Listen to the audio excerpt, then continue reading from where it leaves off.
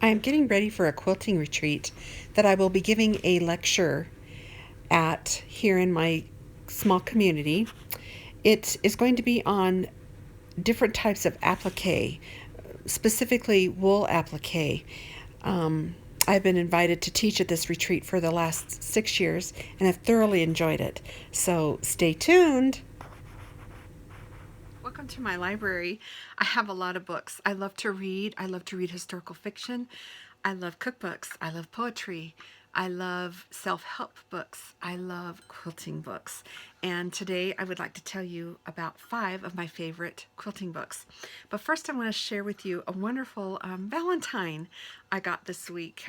It was Valentine's this last week and Valentine's Day. And I've always wanted a teacup and saucer because I love herbal tea that's all printed. I don't know the correct terminology for this, but sometimes you have plates that are just plain white. But I've always wanted a completely covered tea cup and saucer, and a dear neighbor gave this to me.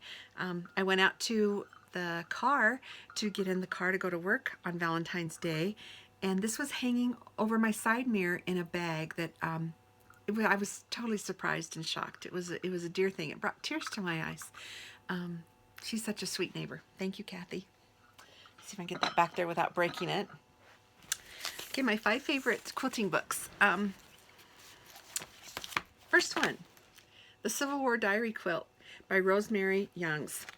121 blocks in here. The quilt template is on one side. But one reason why I love this book is the journal entries that go with the quilt block. She has researched and collected 121, close to 121 journal entries. This book is wonderful just for the reading value and the historical facts that are in this book. This one is called Sad Fate, that block. There's a horrible glare here, sorry.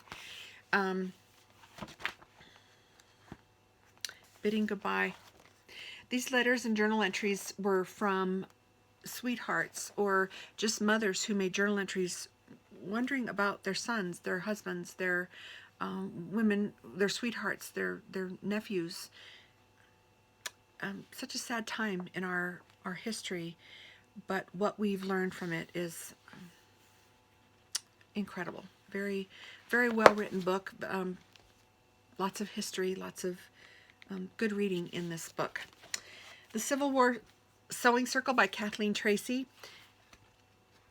This was a book from a dear sweet friend in Boise. Thank you, Pam. Many years ago. One of my very favorite chapters in this book is called Tokens of Affection. Right here.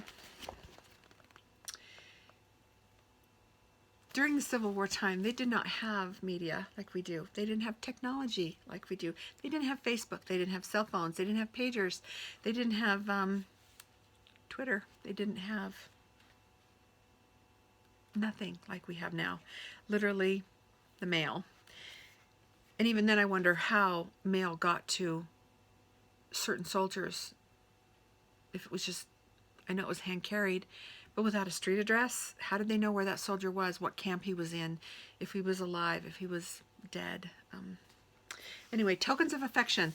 There's letter packets that you can make in here that they carried in their pockets to reread letters from their loved ones and their sweethearts.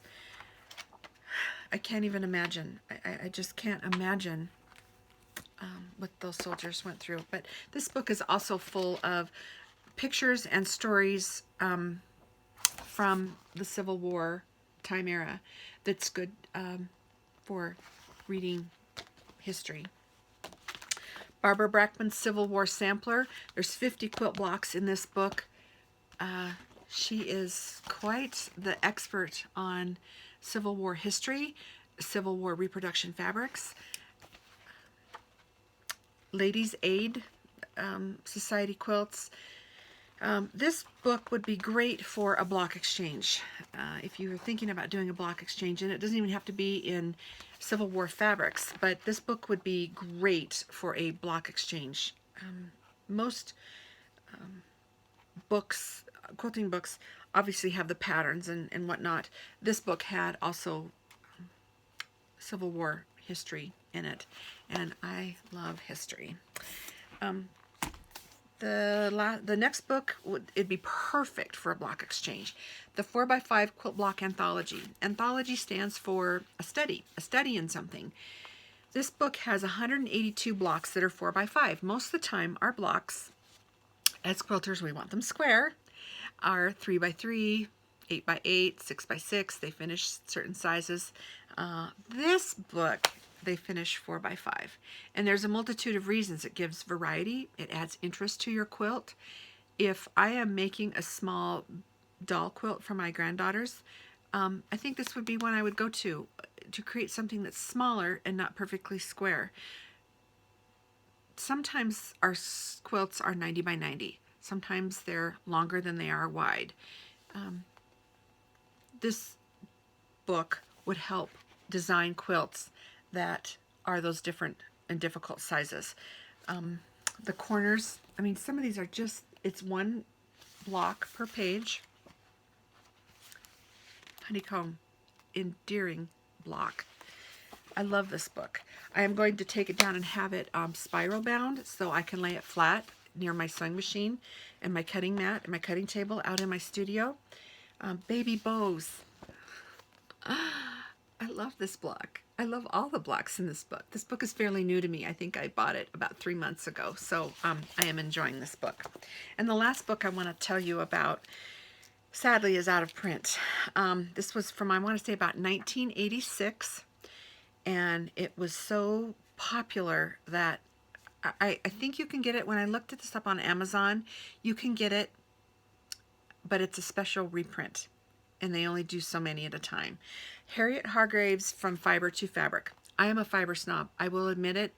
Sometimes that's not something I always want to tell people about myself, but I am a fiber snob. I like to quilt with quality materials, quality fabrics, quality batting. Polyester is just a thing of the past. I'm sorry. I know you could probably tie a quilt with polyester batting, but anyway, I won't go off on that tangent. This book as well has well been read. You can tell by my bookmarks here. It goes into how thread is made, how fabric is printed, how fabric is screen printed. There are several chapters in here on why our blues used to run, why our turkey reds run. They are very strong colors, and unless they were screen printed correctly, and you do a wash test or a wet test, you're going to have fabrics running. It's the old age question of, do you wash your fabrics before you cut them up? I am a yes and a no person. Sometimes I wash them. It depends on the size of the quilt for me.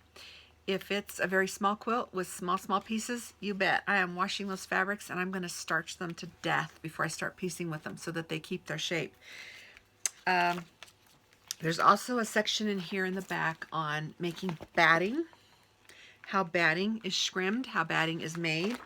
Talks even about flammability, how some things are more flammable than others.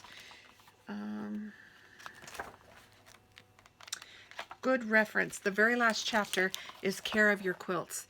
I'm sad to say I had a quilt thrown away. Please do not store your quilts in plastic bags. My daughter, I had made her a quilt, and she wanted it laundered, and she put it in a plastic garbage bag, set it by the back door for me to take to be laundered, and my husband thought it was trash and threw it out in the trash. So please do not, even to transport it to your quilter, do not store your quilts in plastic bags. They sweat. Over time, it's not good for your quilt. Neither is sunshine, direct sunlight. The first thing I do if a customer brings me a quilt in a plastic bag is take it out in her presence or his presence, take it out of the bag and throw the bag away. I do not like quilts coming in plastic bags at all.